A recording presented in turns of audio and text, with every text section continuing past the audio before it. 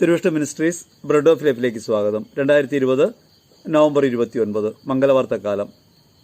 Syro Malabar സഭ വിശുദ്ധ കുർബാന മധ്യേ പ്രഘോഷിക്കുന്ന തിരുവചനങ്ങൾ. ഉൽപ്പത്തി പുസ്തകം 17-ാം അധ്യായം 15 മുതൽ 22 വരെയും, യെശയ്യാ പ്രവചനം 43-ാം അധ്യായം 1 മുതൽ 11 വരെയും, എഫേസ്യർ ലേഖനം 5-ാം അധ്യായം 21 മുതൽ 6-ാം അധ്യായം 4 വരെയും, ലൂക്കാസ് സുവിശേഷം 1-ാം അധ്യായം 5 മുതൽ 25 വരെയും തിരുവചനങ്ങൾ. ഈശ്വരറ്റം പ്രിയപ്പെട്ടവരെ, സ്നേഹവന്ദനം.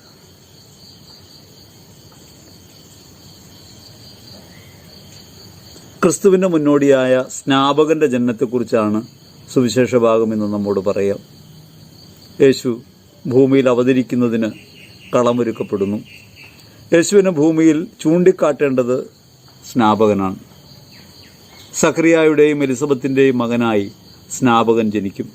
വയോധികനാണ് സക്കറിയ, ഭാര്യ വന്ധ്യയാണ്. മക്കളുണ്ടാകാനൊരു സാധ്യതയുമില്ലാതിരിക്കെ നറുക്കിനനുസരിച്ച് ദേവാലയത്തിൽ പൂജയ്ക്കായി എത്തിയതാണ് സക്കറിയ. പുരോഹിതനാണ്, നീതിമാനാണ്, നല്ലവനാണ്. സക്കറിയ ധൂപമർപ്പിക്കാനായി ദേവാലയത്തിനകത്ത് പ്രവേശിക്കുമ്പോൾ ധൂപപീഠത്തിൻ്റെ സമീപത്ത് ദൂതനെ കാണുന്നു. ഗബ്രിയേൽ ദൂതൻ നിനക്കൊരു കുഞ്ഞ് ജനിക്കാൻ പോകുന്നു എന്ന വാർത്ത സക്കറിയയെ അറിയിക്കുന്നുണ്ട്. സക്കറിയ അത് വിശ്വസിക്കുന്നില്ല. കാരണം തനിക്ക് പ്രായാധിക്യമുണ്ട്, ഭാര്യ വന്ധ്യയാണ്. ദൂതനോട് ഈ സംശയം സക്കറിയ ചോദിക്കുന്നുണ്ട്. സക്കറിയായോട് ദൂതൻ പറഞ്ഞു, യഥാകാലം പൂർത്തിയാകേണ്ട എൻ്റെ വചനം അവിശ്വസിക്കുക മൂലം നീ മൂകനായിത്തീരും. അങ്ങനെ പറഞ്ഞുവെങ്കിലും അവൻ്റെ ജീവിതത്തിൽ ഈ കുഞ്ഞിനെ നൽകുന്ന ദൈവത്തിൻ്റെ വാഗ്ദാനം നിറവേറി. എലിസബത്ത് ഗർഭിണിയാവുകയാണ്. ശിലറ്റം പ്രിയപ്പെട്ടവരെ, ദൈവം ഈ ഭൂമിയിൽ ക്രിസ്തുവിനെ അനുഭവപ്പെടുത്താൻ വേണ്ടിയാണ് നമ്മളെ ഓരോരുത്തരെ അയച്ചിട്ടുള്ളത്. സക്കറിയായോട് ദൂതൻ പറഞ്ഞതുപോലെ അവിശ്വസിക്കാതിരിക്കാൻ നമുക്ക് കഴിയണം. എന്നെയും നിങ്ങളെയും അയച്ചിട്ടുള്ളത് ദൈവമാണ് എന്ന പരമാർത്ഥം തിരിച്ചറിയാൻ കഴിഞ്ഞില്ലെങ്കിൽ വിശ്വാസ ജീവിതത്തിൻ്റെ സത്ഫലങ്ങൾ നമുക്ക് അനുഭവിക്കാൻ കഴിയില്ല. സക്കറിയ മൂകനായിപ്പോയി. കുഞ്ഞ് ജനിക്കുന്നത് വരെ ആ ദൈവാനുഭവത്തിൻ്റെ ശക്തി പുറം ലോകത്തോട് പറയാൻ കഴിയാത്ത വിധം മൂകനായി പോകുന്നു സക്കറിയ. നമുക്ക് പലപ്പോഴും വചനത്തിൽ ഇങ്ങനെ ആഴപ്പെട്ട വിശ്വാസമില്ല. സക്കറിയയ്ക്ക് ഈ കാര്യം തിരിച്ചറിയാൻ വേണ്ടി പല അടയാളങ്ങൾ ദൈവവചനത്തിനകത്ത് നൽകപ്പെട്ടിട്ടുണ്ടായിരുന്നു. പഴയ നിയമത്തിൽ സാറ അബ്രഹാം ദമ്പതിമാർക്ക് കുഞ്ഞ് ജനിക്കുന്നത് ഒരു പ്രധാനപ്പെട്ട കാര്യമാണ്. ഇന്ന് സുവിശേഷത്തിന് മുന്നോടിയായ ആദ്യ വായനയിൽ അതുണ്ടല്ലോ. അബ്രഹാത്തിനോടും സാറയോടും ദൈവം കാണിക്കുന്ന കാരുണ്യം. അവരും അത് വിശ്വസിക്കുന്നില്ല. എളുപ്പത്തിൽ വിശ്വസിക്കാൻ പറ്റിയ കാര്യമല്ല. പ്രായാധിക്യമുണ്ട്. അതിനു മുൻപ് അങ്ങനെ അനുഭവമില്ല. അബ്രഹാം ആ സമയത്തും ദൈവത്തോട് പറയുന്നത്, എൻ്റെ മകൻ ഇസ്മായേൽ നിൻ്റെ സന്നിധിയിൽ നിന്നാൽ മതി എന്നാണ്. തനിക്കിനി കുഞ്ഞ് ജനിക്കാൻ സാധ്യമല്ല എന്നൊരു വിചാരമുള്ളപ്പോൾ അങ്ങനൊരു സാഹചര്യത്തിലാണ് അബ്രഹാമിന് വാഗ്ദാനം നൽകപ്പെടുന്നത്. അബ്രഹാമിന് നൽകപ്പെട്ട വാഗ്ദാനം യഥാർത്ഥത്തിൽ ഈ തെരഞ്ഞെടുപ്പിൻ്റേതാണ് എന്ന് ബോധ്യപ്പെടുത്തുന്നൊരു കാര്യമാണ് യെശയ്യാ പ്രവാചകനോട് പറയുക. യാക്കോബിനോട് പറയുന്നുണ്ട്, നിന്നെ സൃഷ്ടിക്കുകയും നിന്നെ ജനിപ്പിക്കുകയും രൂപപ്പെടുത്തുകയൊക്കെ ചെയ്തയാൾ ഞാനാണ്. നീ സമുദ്രത്തിലൂടെ കടന്നു പോയാൽ അതിനെ മുക്കിക്കളയില്ല. നീ അഗ്നിയുടെ മധ്യത്തിലൂടെ പോയാൽ പൊള്ളലേൽക്കില്ല. കാരണം നിനക്കൊരു ദൗത്യം ഞാൻ വെച്ചിട്ടുണ്ട്, നിന്നെ ഞാൻ അയക്കുകയാണ്. അപ്പോൾ അങ്ങനെ അയക്കപ്പെട്ട ആളാണ്, അങ്ങനെ ജനിച്ച ആളാണ് നമ്മൾ ഓരോരുത്തരും എന്ന പരമാർത്ഥം നമുക്കറിയാൻ പാടില്ല. നമ്മളത് വിശ്വസിക്കുന്നില്ല. നമ്മൾ ഓരോരുത്തരും ഭൂമിയിലേക്ക് വരുമ്പോൾ ദൈവം നമ്മെ പേര് ചൊല്ലി വിളിച്ച് ഈ ദൗത്യവും ഏൽപ്പിച്ച് വിടുകയാണ്. ലോകത്തിന് മുൻപിൽ അടയാളമായിട്ട് മാറാൻ, ക്രിസ്തുവിനെ വെളിപ്പെടുത്താനാണ്.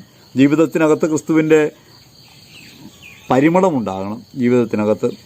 അതിനുവേണ്ടിയാണ് നമ്മെ വിട്ടിട്ടുള്ളത്. ആനുകാലിക ലോകം ക്രിസ്തുവിനെ അനുഭവിക്കേണ്ടത് നമ്മിലൂടെയാണല്ലോ. അങ്ങനെ നമ്മിലൂടെ ക്രിസ്തുവിനെ അനുഭവിക്കാനായിട്ടാണ് ദൈവം വിടുന്നത്. ആ വിചാരം നമുക്കില്ലെങ്കിൽ, ആ ബോധ്യം നമുക്കില്ലെങ്കിൽ, ആ വചനത്തിൻ്റെ ശക്തി നമ്മുടെ അകത്ത് പ്രവർത്തനക്ഷമമാകുന്നില്ലെങ്കിൽ, അല്ലെങ്കിൽ ആ വചനവുമായിട്ട് നമ്മൾ എൻഗേജ് ചെയ്യുന്നില്ലെങ്കിൽ നിശ്ചയമായിട്ട് നമ്മുടെ ജീവിതത്തിൽ സംഭവിക്കാവുന്നത് മൂകതയാണ്.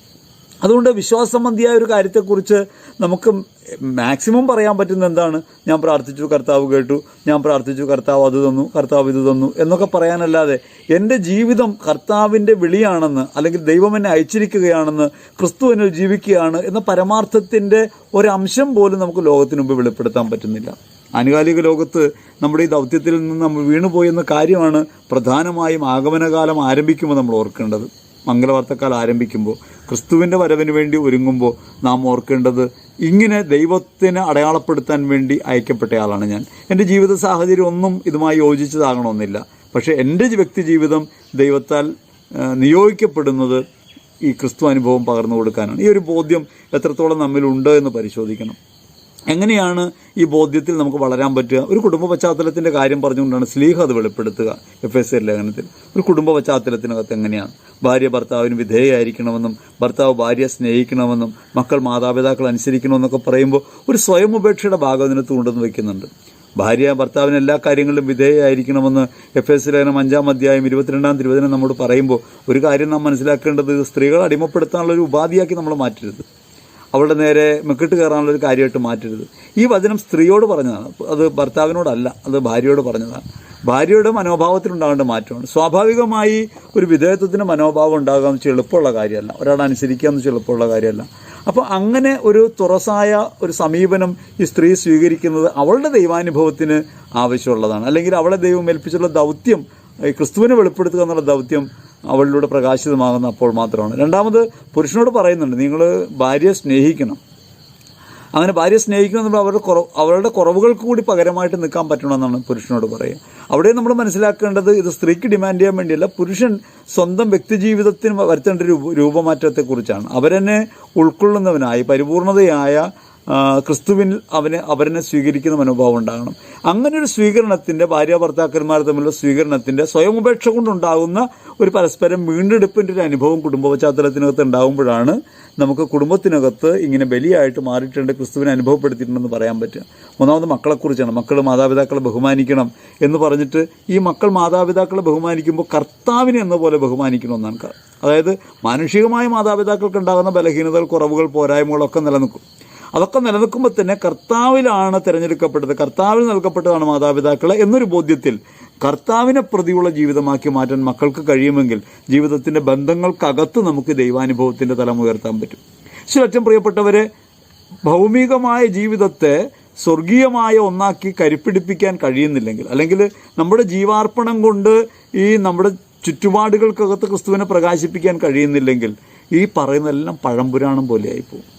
അതൊരു അറിവായിട്ട് മാത്രം ഇരുന്നാൽ മതിയെങ്കിൽ ദൈവവചനമാണ്, ദൈവത്തിന് സ്തുതി എന്ന് പറഞ്ഞ് നമുക്ക് ഈ വചനത്തെ ഒഴിവാക്കാം. കർത്താവിൻ്റെ വചനം കേട്ട് കഴിയുമ്പോൾ ആ വചനം പറഞ്ഞ കർത്താവിൻ്റെ സ്തുതി പറഞ്ഞാൽ പ്രശ്നം തീരും. പക്ഷെ അത് ജീവിതാനുഭവം ആയില്ലെങ്കിൽ, കർത്താവിൻ്റെ വചനമാകുന്ന ക്രിസ്തു ഒരു ഭൗമിക ജീവിത സാധ്യതയായി അനുഭവമായി മാറുന്നില്ലെങ്കിൽ നിശ്ചയമായും രക്ഷയുടെ അനുഭവത്തിൽ നിന്ന് നമ്മുടെ ഏറെ അകന്നു പോകും. ഏറ്റവും പ്രിയപ്പെട്ടവരെ, ഗൗരവമായി നാം ചിന്തിക്കേണ്ടതാണ്. നാം കടന്നു പോകാൻ പോകുന്നത് ക്രിസ്തുവിനെ സ്വീകരിക്കാൻ, അല്ലെങ്കിൽ ആഗമനകാലത്തിൻ്റെ ചവിട്ടുപടിയിലേക്കാണ്. ക്രിസ്തു ഈ ഭൂമിയിൽ അവതരിക്കാനുള്ളൊരു മുന്നൊരുക്കത്തിൻ്റെ കാലത്താണ്. അപ്പോൾ ആ ഒരുക്കത്തിൻ്റെ കാലം പുറത്തൊരു ക്രിസ്തു, ഒരു പുൽക്കൂട്ടി ജനിക്കുന്ന ക്രിസ്തുവിനെ കാത്തിരിക്കാതെ അവനവൻ്റെ ജീവിതത്തെ ക്രിസ്തുവായി പരിവർത്തിപ്പിക്കുന്നൊരു സമയമാക്കി മാറ്റാനായിട്ടാണ് നാം ശ്രമിക്കേണ്ടത്. അത്തരത്തിലൊരു പരിശോധന, എത്രത്തോളം ക്രിസ്തു എന്നിൽ സജീവമായിട്ടുണ്ട്, എത്രത്തോളം ക്രിസ്തുവിനിൽ ഈ അവതാരത്തിൻ്റെ സമ്പൂർണ്ണത അനുഭവപ്പെടുത്തുന്നുണ്ട് എന്നൊരു ചിന്തയാണ് നമ്മുടെ ഹൃദയത്തിനകത്തെ ബോധ്യതലത്തെ ഒക്കെ ഗ്രസിക്കുന്നതെങ്കിൽ അതാണ് യഥാർത്ഥത്തിൽ ഈ കാലഘട്ടത്തെ നേരിടാൻ നമുക്കുള്ള ഏറ്റവും നല്ല സമീപനം വഴി. ആ ഒരു ബോധ്യത്തോടെ നമുക്ക് ഈ ധ്യാനത്തിലേക്ക് പ്രവേശിക്കാൻ പറ്റണം. ഓരോ ദിവസവും ക്രിസ്തുവിനെ മാത്രം ഹൃദയത്തിൽ ധ്യാനിക്കാൻ, അവനാണ് എന്നിൽ ജീവിക്കുന്നതെന്ന ബോധ്യത്തോടെ ഈ മനുഷ്യാവതാര രഹസ്യങ്ങളുടെ ആനുകാലിക പ്രകാശം എന്നിലൂടെയാണ് പകരേണ്ടതെന്ന ബോധ്യത്തോടെ ജീവിക്കാൻ ആവശ്യമായ ഒരു ആത്മബലം ഞങ്ങൾക്ക് നൽകണമേ, വെളിവ് ഞങ്ങൾക്ക് നൽകണമേ, ബലം ഞങ്ങൾക്ക് നൽകണമേ എന്ന് ഹൃദയപൂർവ്വം പ്രാർത്ഥിക്കാം. ദൈവം നമ്മെ അനുഗ്രഹിക്കട്ടെ. ആമേൻ.